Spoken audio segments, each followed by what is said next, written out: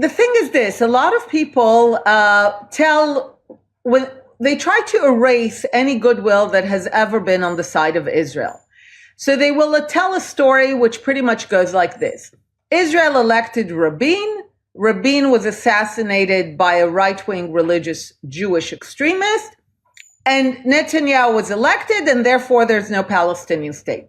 That's it. You have this kind of jumping over conveniently over 20 years. But Rabin, on the eve of his assassination, did not dream of offering Palestinians what Barak offered only 5 years later.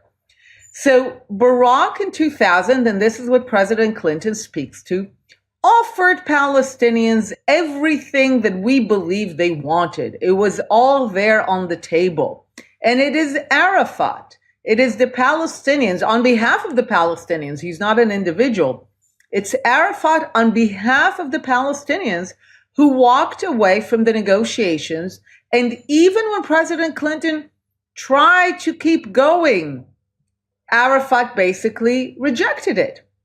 And then proceeded to engage in the most murderous wave of violence before October 7th, which was misnamed the Second Intifada, basically blowing up buses, blowing up people in cafes. I have a colleague who says that nothing encapsulates more the Palestinian vision than suicide bombing. And that was the mechanism, essentially. So Barak, basically, Palestinians walk away from this.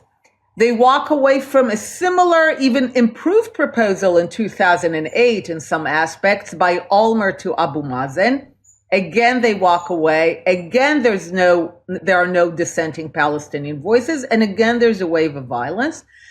And as this thing is happening, I basically begin to ask a very simple question.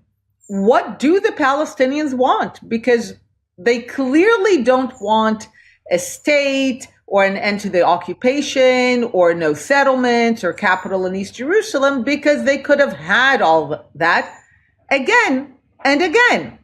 And every time they walk away, so clearly something else is going on. And as I'm beginning to ask this question, I meet Palestinians, I do the research that becomes the book, The War of Return. And basically what I realize is, to the credit of Palestinians, they've always told us what they wanted.